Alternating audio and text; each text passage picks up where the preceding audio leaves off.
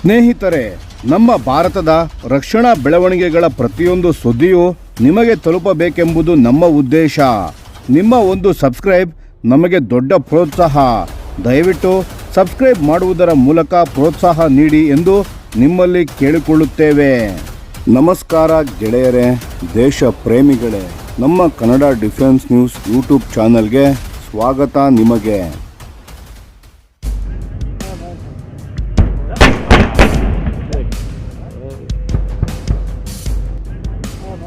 ನಮಸ್ಕಾರ ಸ್ನೇಹಿತರೆ, ಭಾರತದ ಸೇನೆ ಇನ್ನೂ ಶಕ್ತಿಶಾಲಿಯಾಗಲು ಹೊರಟಿದೆ ಮತ್ತು ಈ ಬಾರಿ ಮಾತು ನಡೆಯುತ್ತಿರುವುದು ಬರೋಬ್ಬರಿ 200 K9 ವಜ್ರ ಹಾವಿಟ್ಜರ್ಗಳ ಖರೀದಿಯ ಬಗ್ಗೆ. ಹೌದು, ನೀವು ಸರಿಯಾಗಿಯೇ ಕೇಳಿಸಿಕೊಂಡಿರಿ. ಇನ್ನು 200 ಗನ್ಗಳು. ಇದು ಆಗೇ ಬಿಟ್ಟರೆ ಭಾರತದ ಆರ್ಮಿ ಬಳಿ ಒಟ್ಟು 400 K9 ವಜ್ರಗಳು ಇರುತ್ತವೆ. ಇಡೀ ಜಗತ್ತಿನಲ್ಲಿ ಅತ್ಯಂತ ದೊಡ್ಡ K9 ಫ್ಲೀಟ್ಗಳಲ್ಲಿ ಒಂದು ಭಾರತದ್ದೇ ಆಗುತ್ತದೆ. ಸರಿ, ಮೊದಲು ಈ ವಿಷಯದ ಸ್ವಲ್ಪ ಹಿನ್ನೆಲೆ ನೋಡೋಣ. ಮೊದಲ 100 K9 ವಜ್ರ ಗನ್ಗಳನ್ನು ಲಾರ್ಸನ್ ಅಂಡ್ ಟೂಬ್ರೋ ಅಂದರೆ LNT ದಕ್ಷಿಣ ಕೊರಿಯಾದ ಹನ್ವಾ ಏರೋಸ್ಪೇಸ್ ಜೊತೆ ಸೇರಿ ತಯಾರಿಸಿತು. ಆಗ ಸ್ಥಳೀಯ ಕಾಂಪೋನೆಂಟ್ಗಳ ಪ್ರಮಾಣ ಸುಮಾರು 50% ಇತ್ತು ಮತ್ತು ಈ ಗನ್ಗಳು ನಿಗದಿತ ಸಮಯಕ್ಕಿಂತ ಮೊದಲೇ 2021ರಲ್ಲಿ ಡೆಲಿವರಿ ಆದವು. ಅಂದರೆ ಭಾರತ ತನ್ನ ಡೀಲ್ ಮಾತನ್ನು ಉಳಿಸಿಕೊಂಡಿತು. ಆ ನಂತರ 2024ರ ಕೊನೆಯಲ್ಲಿ ಇನ್ನೊಂದು 100 ಗನ್ಗಳಿಗೆ 7,600 ಕೋಟಿ ಮೌಲ್ಯದ ಒಪ್ಪಂದ ಆಯಿತು.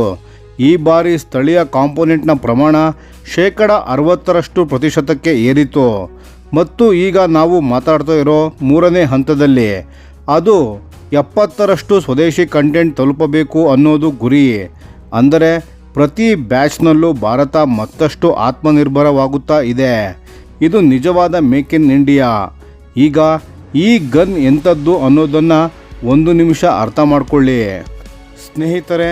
K9 ವಜ್ರ ಎಂಬುದು ದಕ್ಷಿಣ ಕೊರಿಯಾದ K9 ಥಂಡರ್ ಆಧಾರದ ಮೇಲೆ ಭಾರತಕ್ಕಾಗಿ ವಿಶೇಷವಾಗಿ ಅಳವಡಿಸಿದ 155 mm 52 ಕ್ಯಾಲಿಬರ್ ಟ್ರ್ಯಾಕ್ಡ್ ಸ್ವಯಂ ಚಾಲಿತ ಹಾವಿಟ್ಜರ್. 50 ಟನ್ ತೂಕ ಇದ್ದರೂ ಇದು ಅಷ್ಟೇ ವೇಗವಾಗಿ ಅಷ್ಟೇ ನಿಖರವಾಗಿ ಕೆಲಸ ಮಾಡುತ್ತದೆ.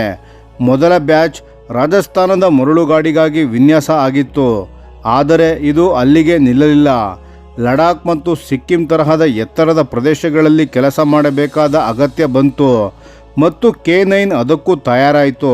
ಪರ್ವತ ಯುದ್ಧಕ್ಕಾಗಿ ವಿಶೇಷ ವಿಂಟರೈಸೇಷನ್ ಕಿಟ್ಟನ್ನು ಅಳವಡಿಸಲಾಯಿತು. ಅಡ್ವಾನ್ಸ್ಡ್ ಹೀಟಿಂಗ್ ಸಿಸ್ಟಮ್, -20°C ಗಟ್ಟಿಯಾಗದ ಲೂಬ್ರಿಕೆಂಟ್ಗಳು ಮತ್ತು ಸ್ಪೆಷಲ್ ಆಕ್ಸಿಲರಿ ಪವರ್ ಯೂನಿಟ್ ಎಲ್ಲವನ್ನೂ ಸೇರಿಸಿ ಇದನ್ನು ನಿಜವಾದ ಆಲ್ ವೆದರ್ ಆಲ್ ಟೆರೈನ್ ಶಸ್ತ್ರಾಸ್ತ್ರ ಮಾಡಲಾಯಿತು.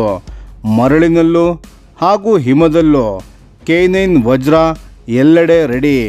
ಈ ಹೊಸ ಒಪ್ಪಂದ ಕೇವಲ ಖರೀದಿ ಅಲ್ಲ, ಇದು ಭಾರತದ ಮತ್ತು ದಕ್ಷಿಣ ಕೊರಿಯಾದ ನಡುವಿನ ಫೇಸ್ 3 ರಕ್ಷಣಾ ಸಹಭಾಗಿತ್ವದ ಭಾಗ. ಮಾತುಕತೆ ಮುಂದುವರೆದಿದ್ದು ಟೆಕ್ನಾಲಜಿ ಟ್ರಾನ್ಸ್ಫರ್ ಮೇಲೆ ಫೋಕಸ್ ಇದೆ. ಅಂದರೆ ಕೇವಲ ಗನ್ನನ್ನು ತೆಗೆದುಕೊಳ್ಳೋದಲ್ಲ, ಅದನ್ನು ತಯಾರಿಸುವ ತಂತ್ರಜ್ಞಾನವನ್ನು ಭಾರತ ಪಡೆಯಲಿದೆ. Advanced fire control system, heavy duty electronics, ವಿಶೇಷ ಶಸ್ತ್ರ ಕವಚ ಸಾಮಗ್ರಿ ಇವೆಲ್ಲ ಭಾರತದ ತಯಾರಿಕಾ ಸಾಮರ್ಥ್ಯಕ್ಕೆ ಸೇರಿಕೊಳ್ಳಲಿವೆ. ಇದಲ್ಲದೆ ವಿದೇಶಾಂಗ ಸಚಿವಾಲಯದ ಹೇಳಿಕೆಗಳು ಸೂಚಿಸುವ ಪ್ರಕಾರ ಈ ಸಹಭಾಗಿತ್ವ ಮುಂದೆ ವಾಯು ರಕ್ಷಣಾ ವ್ಯವಸ್ಥೆಗಳು ಮತ್ತು ಮುಂದಿನ ತಲೆಮಾರಿನ ಕ್ಷಿಪಣಿ ವ್ಯವಸ್ಥೆಗಳ ಜಂಟಿ ಅಭಿವೃದ್ಧಿಗೂ ವಿಸ್ತರಿಸಬಹುದು. ಭಾರತ ಕೊರಿಯಾ ರಕ್ಷಣಾ ಸ್ನೇಹ ಇನ್ನಷ್ಟು ಆಳವಾಗುತ್ತಾ ಇದೆ. ಇನ್ನು ಅತ್ಯಂತ ಮುಖ್ಯವಾದ ಭಾಗಕ್ಕೆ ಬರೋಣ. ಆಪರೇಷನ್ ಸಿಂಧೂರ್. ಮೇ 2025ರ ಆ ನಿರ್ಣಾಯಕ ಕ್ಷಣಗಳಲ್ಲಿ K9 ವಜ್ರ ತನ್ನ ನಿಜವಾದ ಸಾಮರ್ಥ್ಯವನ್ನು ಜಗತ್ತಿಗೆ ತೋರಿಸಿತು.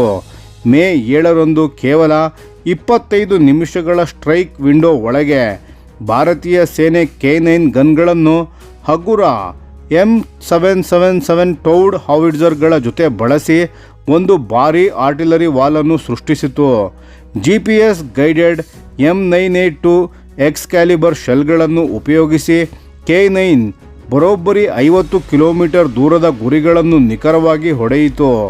ಶತ್ರುಗಳ ಲಾಂಚ್ ಪ್ಯಾಡ್ಗಳು, ಸಪ್ಲೈ ಬೇಸ್ಗಳು ಎಲ್ಲವನ್ನು ನಮ್ಮ ಸೈನಿಕರು ಫ್ರಂಟ್ ಲೈನ್ ತಲುಪದೆಯೇ ನಾಶ ಮಾಡಲಾಯಿತು. ಇದು K9 ವಜ್ರದ ಶಕ್ತಿಯೇ. ಆದರೆ ಅಲ್ಲಿಗೆ ನಿಲ್ಲಲಿಲ್ಲ. ಮೇ 12ರಂದು ಪಾಕಿಸ್ತಾನ ಭಾರತದ ಲಾಜಿಸ್ಟಿಕ್ ಹಬ್ಗಳು ಮತ್ತು ನೂರ್ ಖಾನ್, ರಹೀಮ್ ಯಾರ್ ಖಾನ್ ಸೇರಿದಂತೆ ವಾಯುನೆಲೆಗಳ ಮೇಲೆ ಪ್ರತೀಕಾರ ದಾಳಿ ನಡೆಸಲು ಮುಂದಾಯಿತು. ಆಗ K9 ವಜ್ರ ತನ್ನ ಮತ್ತೊಂದು ಗುಣವನ್ನು ತೋರಿಸಿತು. ಶೂಟ್ ಅಂಡ್ ಸ್ಕೂಟ್, ಅಂದರೆ ನಿಲ್ಲಿ ಹೊಡಿ, ತಕ್ಷಣ ಸ್ಥಳ ಬಿಡಿ.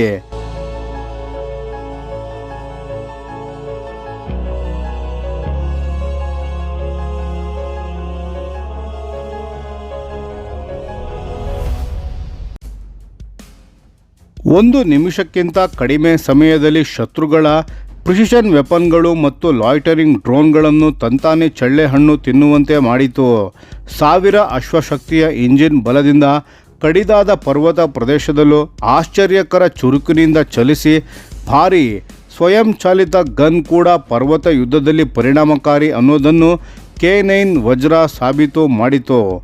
ಆಪರೇಷನ್ ಸಿಂಧೂರ್ ನಂತರ ಭಾರತೀಯ ಸೇನೆಯ K9 ವಜ್ರದ ಬಗ್ಗೆ ನೋಟ ಸಂಪೂರ್ಣ ಬದಲಾಯಿತು. ಇದು ಕೇವಲ ಒಂದು ಬರೀ ಗನ್ನಲ್ಲ, ಇದೊಂದು ನೆಟ್ವರ್ಕ್ ಆಗಿ ಕೆಲಸ ಮಾಡಬಲ್ಲ ನಿಖರವಾದ ವೇಗದ ಸರ್ವೈವಬಲ್ ಸ್ಟ್ರೈಕ್ ವೆಪನ್. ಈ ಅನುಭವಗಳಿಂದ ಕಲಿತ ಪಾಠಗಳನ್ನು ಹೊಸ ಬ್ಯಾಚ್ಗಳಲ್ಲಿ ಅಳವಡಿಸಲಾಗುತ್ತಿದೆ. ಮುಂದಿನ K9 ವಜ್ರ ಗನ್ಗಳಲ್ಲಿ ಸ್ವದೇಶಿ ಕಮ್ಯುನಿಕೇಷನ್ ಸ್ಯೂಟ್ ಮತ್ತು ಡಿಜಿಟಲ್ ಫೈರ್ ಕಂಟ್ರೋಲ್ ಸಿಸ್ಟಮ್ ಇರಲಿದ್ದು, MRSI ಅಂದರೆ ಮಲ್ಟಿಪಲ್ ರೌಂಡ್ಸ್ ಸಿಮಿಲ್ಟೇನಿಯಸ್ ಇಂಪ್ಯಾಕ್ಟ್ ಸಾಮರ್ಥ್ಯ ಇರಲಿದೆ. ಇದರರ್ಥ ಒಂದೇ ಗನ್ ಒಂದೇ ಸಮಯದಲ್ಲಿ ಬೇರೆ ಬೇರೆ ಕೋನಗಳಲ್ಲಿ ಹಾರಿಸಿ ಎಲ್ಲ ಶೆಲ್ಗಳು ಒಂದೇ ಗಳಿಗೆಯಲ್ಲಿ ಗುರಿ ತಲುಪಿ ಅಪ್ಪಳಿಸಬಹುದು. ಇದು ಈ ತಂತ್ರಜ್ಞಾನದ ಉತ್ತುಂಗ. ಈ K9 ವಜ್ರಗಳು ಭಾರತದ ವ್ಯಾಪಕ ಮಿಲಿಟರಿ ನೆಟ್ವರ್ಕ್ಗೆ ನೇರವಾಗಿ ಸಂಪರ್ಕ ಆಗುತ್ತವೆ. ರಿಯಲ್ ಟೈಮ್ನಲ್ಲಿ ಡೇಟಾ ಶೇರನ್ನು ಮಾಡುತ್ತವೆ, ತಕ್ಷಣ ಟಾರ್ಗೆಟ್ ಮಾಡುತ್ತವೆ, ಒಂದೇ ಸಮಯದಲ್ಲಿ ಸಮನ್ವಯ ದಾಳಿಯನ್ನು ನಡೆಸುತ್ತವೆ. ಸ್ನೇಹಿತರೆ, K9 ವಜ್ರ ಕೇವಲ ಒಂದು ಆಯುಧ ಅಲ್ಲ, ಇದು ಭಾರತದ ರಕ್ಷಣಾ ಸ್ವಾವಲಂಬನೆಯ ಸಂಕೇತ. ಪ್ರತಿ ಬ್ಯಾಚ್ನಲ್ಲೂ ಹೆಚ್ಚುತ್ತಿರುವ ಸ್ವದೇಶಿ ಕಂಟೆಂಟ್ಗಳು, ಆಪರೇಷನ್ ಸಿಂಧೂರ್ನಲ್ಲಿ ಸಾಬೀತಾದ ಶಕ್ತಿ ಮತ್ತು ಇನ್ನಷ್ಟು ಆಧುನಿಕ ತಂತ್ರಜ್ಞಾನಗಳ ಅಳವಡಿಕೆ ಇವೆಲ್ಲ ಸೇರಿ ಭಾರತದ ಆರ್ಟಿಲರಿ ಭವಿಷ್ಯ ಇನ್ನಷ್ಟು ಪ್ರಬಲವಾಗ್ತಿದೆ. ಸ್ನೇಹಿತರೆ, ಈ ವಿಷಯದ ಬಗ್ಗೆ ನಿಮ್ಮ ಅನಿಸಿಕೆ ಮತ್ತು ಅಭಿಪ್ರಾಯಗಳನ್ನು ದಯವಿಟ್ಟು ಕಾಮೆಂಟ್ ಮಾಡಿ ತಿಳಿಸಿ. ಧನ್ಯವಾದಗಳು.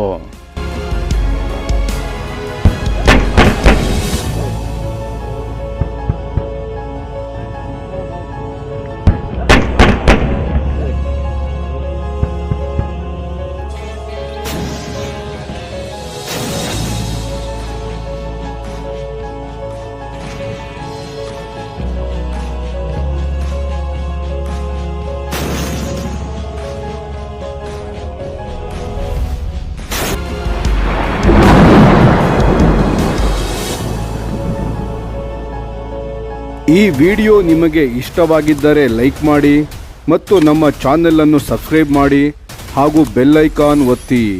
ಯಾವ ಅಪ್ಡೇಟ್ಗೂ ಮಿಸ್ ಆಗಬೇಡಿ. ಡಿಫೆನ್ಸ್ ಸುದ್ದಿಗಳನ್ನು ತ್ವರಿತವಾಗಿ ಪಡೆಯಿರಿ. ನಿಮ್ಮ ಬೆಂಬಲವೇ ನಮ್ಮ ಶಕ್ತಿ. ಭಾರತ ಬಲಿಷ್ಠವಾಗಲಿ ಎಂದು ಆಶಿಸುತ್ತಾ ಭಾರತ ಮಾತೆಗೆ ಜೈ. ಧನ್ಯವಾದಗಳು.